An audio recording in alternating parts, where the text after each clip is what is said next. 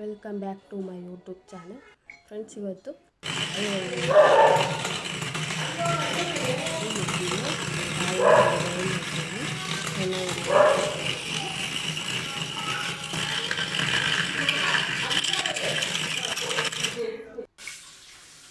ಇವಾಗ ಕಾಯಿ ತುರಿದಾಗಿದೆ.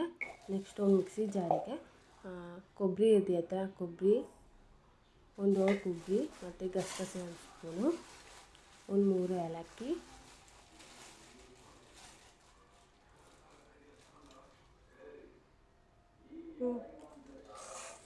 ಒಂದು ಸ್ಪೂನ್ ಆಗೋಷ್ಟು ಸೋಂಪಿನ ಕಾಳು ಹಾಕೋದ್ರಿಂದ ಚೆನ್ನಾಗಿರುತ್ತೆ ಮತ್ತು ಜೀರ್ಣಾಂಶ ಚೆನ್ನಾಗಾಗುತ್ತೆ. ಕಾಯಿ ಹಾಕೋದ್ರಿಂದ ಕೆಲವೊಬ್ಬರಿಗೆ ಜೀರ್ಣ ಆಗೋಲ್ಲ, ಸೊ ಅದಕ್ಕೋಸ್ಕರ ಸೋಂಪಿನ ಕಾಳು ಹಾಕ್ಕೊತಾ ಇದ್ದೀನಿ 1 ಸ್ಪೂನ್ ಆಗೋಷ್ಟು. ಮತ್ತು 2 ಉಂಡೆ ಬೆಲ್ಲ ಚೆನ್ನಾಗಿ ಪುಡಿ ಮಾಡ್ಕೊಂಡು ಮಿಕ್ಸಿ ಜಾರಿಗೆ ಹಾಕ್ಕೊತಾ ಇದ್ದೀನಿ. ನೀರು ಹಾಕ್ತೇನೆ, ಚೆನ್ನಾಗಿ ಗ್ರೈಂಡ್ ಮಾಡ್ಕೋಬೇಕು.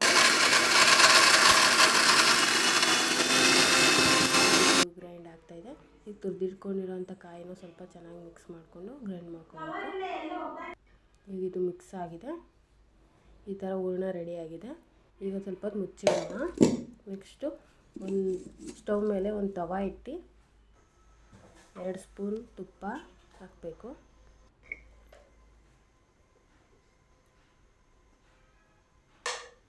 ತುಪ್ಪ ನಿಮಗೆ ಎಷ್ಟು ಬೇಕೋ ಅಷ್ಟು ಹಾಕೋಬೋದು. ನಾವು 2 ಸ್ಪೂನ್ ಬೇಕಂತ 2 ಸ್ಪೂನ್ ಹಾಕ್ಕೊತಾ ಇದ್ದೀವಿ.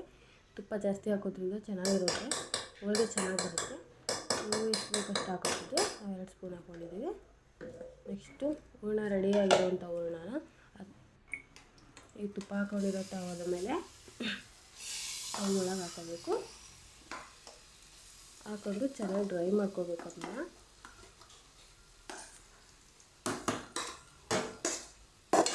ಕಾಯಿದು ಹಸಿ ಇರುತ್ತಲ್ಲ, ನೀರಿನ ಅಂಶ ಎಲ್ಲ ಹೋಗೋವರೆಗೂ ಚೆನ್ನಾಗಿ ಬೇಯಿಸ್ಕೋಬೇಕು.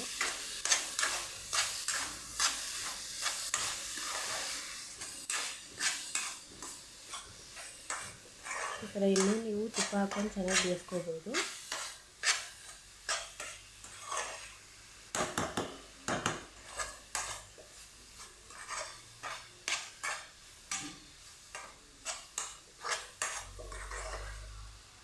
ಚೆನ್ನಾಗಿ ಸೌಟಲ್ಲಿ ಚೆನ್ನಾಗಿ ಗೂರಾಡಬೇಕು, ಇಲ್ಲಾಂದರೆ ಅದು ಬಾಲ ಹಿಡ್ದಂಗೆ ಆಗುತ್ತೆ. ಚೆನ್ನಾಗಿ ಅದು ನೀರಿನ ಅಂಶ ಎಲ್ಲ ಹೀರ್ಕೊಳ್ಳೋಂಥ ಚೆನ್ನಾಗಿ ಗೂರಾಡಬೇಕು.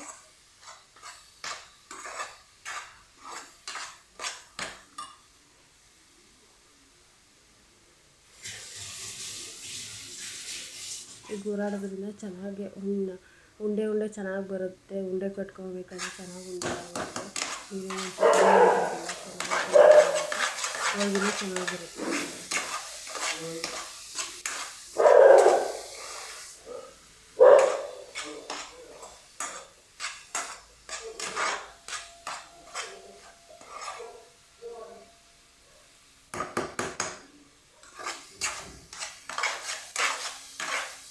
ಮಿನಿಮಮ್ ಏನಿಲ್ಲ ಅಂದ್ರೂ ಒಂದು 15 ಮಿನಿಟ್ಸ್ ಚೆನ್ನಾಗಿ ಗೂರಾಡ್ಕೋಬೇಕು. 15 ಮಿನಿಟ್ಸ್ ಆಗುತ್ತೆ. ಚೆನ್ನಾಗಿ ಗೂರಾಡ್ಕೊಂಡ್ರೆ ಅದು ಹಸಿ ಇದೆಯಲ್ಲ, ನೀರಿನ ಅಂಶ ಎಲ್ಲ ಚೆನ್ನಾಗಿ ಹೋಗಿ ಹೋಳಿಗೆಗೆ ಉಂಡೆ ಕಟ್ಕೊಳ್ಳೋಕೆ ಚೆನ್ನಾಗಿ ಬರುತ್ತೆ.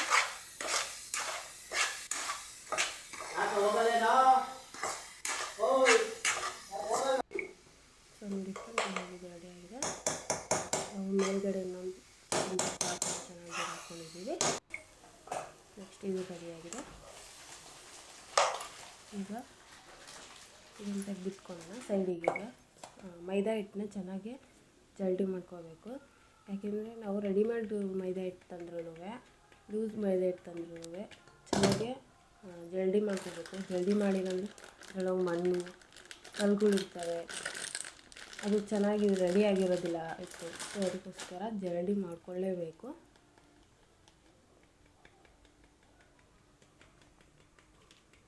ಈ ಥರ ಹೋಳಿಗೆ ಮಾಡ್ಕೊಂಡು ತಿನ್ನೋದ್ರಿಂದ ಅಂದರೆ ಹೆಚ್ಚು ತಿನ್ನೋಕ್ಕಾಗೋದಿಲ್ಲ, ಏನೋ ಟೇಸ್ಟಿಗೆ 1-2 ತಿನ್ಬೋದು. ಆದರೆ ಸೂಪರಾಗಿರುತ್ತೆ ಟೇಸ್ಟು. ಮತ್ತೆ ತಿನ್ನಬೇಕು ಅನಿಸ್ತಾ ಇರುತ್ತೆ. 1-2 ಸ್ಪೂನ್ ಅರಿಶಿನ ಪುಡಿ ಹಾಕ್ಕೊಂಡು ಸ್ವಲ್ಪ ನೀರು ಹಾಕ್ಕೊಂಡು ಚೆನ್ನಾಗಿ ಕಲಿಸ್ಕೋಬೇಕು.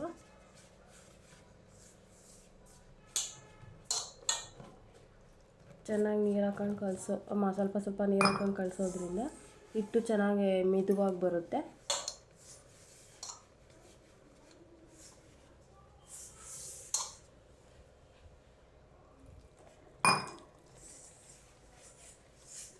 ಅರಿಶಿನ ಪುಡಿ ಹಾಕಿ ಕೆಲವೊಬ್ಬರು ಉಪ್ಪು ಹಾಕ್ತಾರೆ. ಸೊ ನಾವು ಉಪ್ಪು ಹಾಕಿಲ್ಲ. ನಿಮಗೆ ಉಪ್ಪು ಹಾಕೋಬೇಕು ಅನ್ಸಿದ್ರೆ ಒಂದು ಚಿಟಿಕೆಯಷ್ಟು ಉಪ್ಪು ಹಾಕೋಬೋದು. ನಾವು ಉಪ್ಪು ಹಾಕಿಲ್ಲ, ಅರಿಶಿನ ಪುಡಿ ಹಾಕಿದ್ದೀವಿ.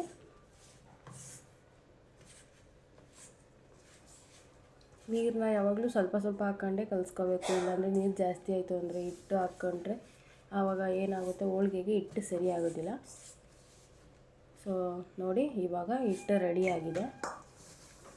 ಇವಾಗ ಇದ್ರ ಮೇಲೆ ಎಣ್ಣೆ ಹಾಕ್ಕೊಂಡು ಚೆನ್ನಾಗಿ ಅದ್ರ ಮೇಲೆ ಎಣ್ಣೆ ಹಾಕ್ಕೊಂಡು ಸ್ವಲ್ಪ ನೀಟಾಗಿ ಇದು ಮಾಡಿ ಕಲಿಸ್ಬಿಟ್ಟು ಇಡಬೇಕು. ಎಣ್ಣೆ ಲಾಸ್ಟಿಗೆ ಹಾಕೋಬೇಕು, ಯಾಕೆ ಅಂದರೆ ನೀರು ಚೆನ್ನಾಗಿ ಹಿಟ್ಟು ಹೀರ್ಕೊಂಡಾಗ ಲಾಸ್ಟಿಗೆ ಎಣ್ಣೆ ನೀರು ಎರಡು ಮಿಕ್ಸ್ ಆಗಿ ಚೆನ್ನಾಗಿದಾಗುತ್ತೆ. ಹಿಟ್ಟು ಹೋಳಿಗೆಗೆ ಮಿದುವಾಗಿ ಚೆನ್ನಾಗಿ ಬರುತ್ತೆ. ನೋಡಿ, ಎಣ್ಣೆ ಹಾಕಿ ಚೆನ್ನಾಗಿ ಮಿದ್ಬೇಕು ಲಾಸ್ಟಿಗೆ.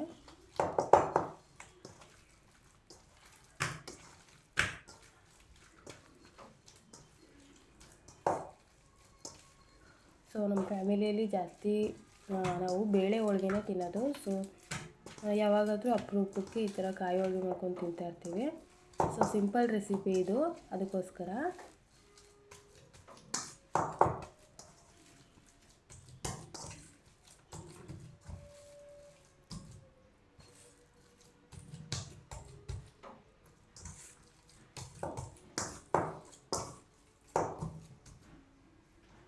ಇನ್ನೂ ಎಣ್ಣೆ ಹಾಕ್ಕೊಂಡು ಚೆನ್ನಾಗಿ ಮಿಕ್ಸ್ ಮಾಡ್ಕೊತಾ ಇದ್ದೀವಿ. ಅದು ಎಣ್ಣೆ ಎಲ್ಲ ಚೆನ್ನಾಗಿ ಹೀರ್ಕೊತಾ ಇದೆ, ಯಾಕಂದರೆ ನೀರು ಹಾಕಿರೋದ್ರಿಂದ ಎಣ್ಣೆನೂ ನೀರು ಎರಡು ಮಿಕ್ಸ್ ಆಗಿ ಹಿಟ್ಟಿಗೆ ಚೆನ್ನಾಗಿ ಮಿದ್ಕೋಬೇಕು. ಈಗ ಹಂಗೆ ಮಿದ್ಕೊಳ್ಳೋದ್ರಿಂದ ಎರಡು ಮಿಕ್ಸ್ ಆಗಿ ಮೆತ್ತಗೆ ತೆಳುವಾಗಿ ಬರುತ್ತೆ ಹಿಟ್ಟು, ಕೈಗಂಟದಂಗೆ.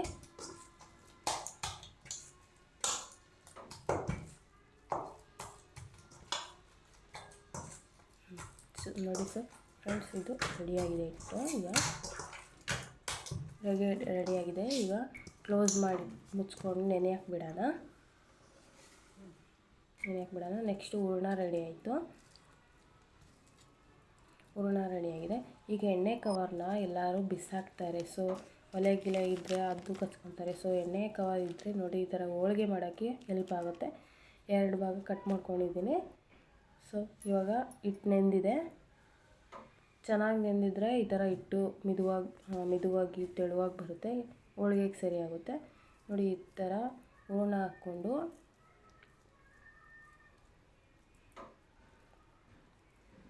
ಎಣ್ಣೆ ಕವರ್ ಮೇಲೆ ಎಣ್ಣೆ ಸ್ವಲ್ಪ ಹಾಕ್ಕೊಂಡು ಚೆನ್ನಾಗಿ ಮಿದ್ಕೊಳೋದ್ರಿಂದ ಹೋಳಿಗೆ ತೆಳುವಾಗಿ ಚೆನ್ನಾಗಿ ಬರುತ್ತೆ. ಸೊ ಹೋಟ್ಲಲ್ಲಿ ಏನು ಮಾಡ್ತಾರಲ್ಲ ಸೇಮ್ ಹಾಗೇ ಬರುತ್ತೆ. ಹೋಟೆಲ್ ಶೈಲಿ ಇದು ಹೋಳಿಗೆ. ಇದ್ರ ಮೇಲೆ ಎಣ್ಣೆ ಹಾಕ್ಕೊಂಡು ತೆಳುವಾಗಿ ಮಿದ್ಕೋಬೇಕು. ಸೊ ಮನೆಗೆ ನಿಮ್ಮ ಮಕ್ಕಳುಗಳಿಗೆ ಹೊರಗಡೆ ಫುಡ್ ತಿನ್ನಿಸೋ ಬದಲು, ಸ್ವೀಟು ಚಾಕ್ಲೇಟ್ ಅಂತ ತಿನ್ನಿಸೋ ಬದಲು ಮನೇಲೇ ಈ ಥರ ಸಿಂಪಲ್ಲಾಗಿ ಒಂದು 5-6 ಹೋಳಿಗೆ ಆಗೋಷ್ಟು ಮಾಡಿದ್ರೆ ಮಕ್ಕಳು ಚೆನ್ನಾಗಿ ತಿಂತವೆ. ಆದರೆ ಜೀರ್ಣ ಆಗೋಲ್ಲ ಮಕ್ಕಳಿಗೆ. ಜಾಸ್ತಿ ತಿನ್ಸೋಕೆ ಹೋಗ್ಬಾರ್ದು, 1-2 ತಿನ್ನಿಸ್ಬೇಕಷ್ಟೇ. ಕಾಯಿ ಹಾಕೋದ್ರಿಂದ ಇದು ಜೀರ್ಣ ಆಗೋಲ್ಲ ಮಕ್ಕಳಿಗೆ ಜಾಸ್ತಿ. ಈಗ ನೋಡಿ, ತವಾ ಇಟ್ಕೊಂಡಿದ್ದೀನಿ ಗ್ಯಾಸ್ ಮೇಲೆ. ಸೊ ಅದಕ್ಕೊಂದು ಸ್ಪೂನ್ ಆಗೋಷ್ಟು ಎಣ್ಣೆ ಹಾಕ್ಕೊಂಡಿದ್ದೀನಿ. ಒಬ್ಬೊಬ್ಬರು ತವಾ ಎಣ್ಣೆ ಹಾಕಿದ್ಮೇಲೆ ಅದು ಚೆನ್ನಾಗಿ ದೋಸೆ ಆಗಲಿ, ಚಪಾತಿ ಆಗಲಿ ಅಥವಾ ಹೋಳಿಗೆ ಆಗಲಿ ಏನೇ ಆಗಲಿ ಮೇಲೆ ತೆಗಿಬೋದು. ಕೆಲವ್ರದ್ದು ಹಂಗೆ ಹಾಕಿದ್ರೂ ಬರುತ್ತೆ. ನಮ್ಮ ತವಾ ಸ್ವಲ್ಪ ಎಣ್ಣೆ ಹಾಕಿದ್ಮೇಲೆ ತೆಗೆಯೋದು ಎಣ್ಣೆ ತವಾ ಅಂತ ಹೇಳ್ತೀನಿ ನಾನು. ಸೊ ನೋಡಿ, ಸೂಪರಾಗಿ ಬರ್ತಾಯಿದೆ. ಹಾಕಿದ್ದಾರೆ.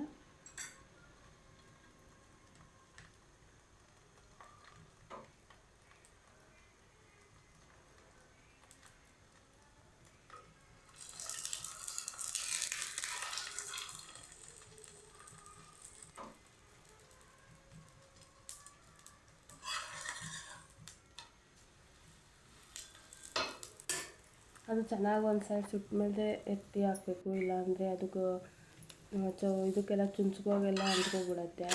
ಆವಾಗ ಹೋಳಿಗೆ ಎಲ್ಲ ಕಿತ್ಕೊಂಡು ಬರುತ್ತೆ, ಒಳಗಡೆ ಕಾಯ್ದೆ ಹೂರಣ ಎಲ್ಲ ಕಿತ್ಕೊಂಡ್ಬರುತ್ತೆ. ನೋಡಿ ಫ್ರೆಂಡ್ಸ್, ಇದು ರೆಡಿಯಾಗಿದೆ ಹೋಳಿಗೆ. ನಿಮ್ಮ ಮನೇಲೂ ಈ ಥರ ಸ್ವೀಟ್ ತಿನ್ನಬೇಕು ಅಂದರೆ ಮಾಡ್ಕೊಳ್ರಿ. Thank you friends, thank you so much.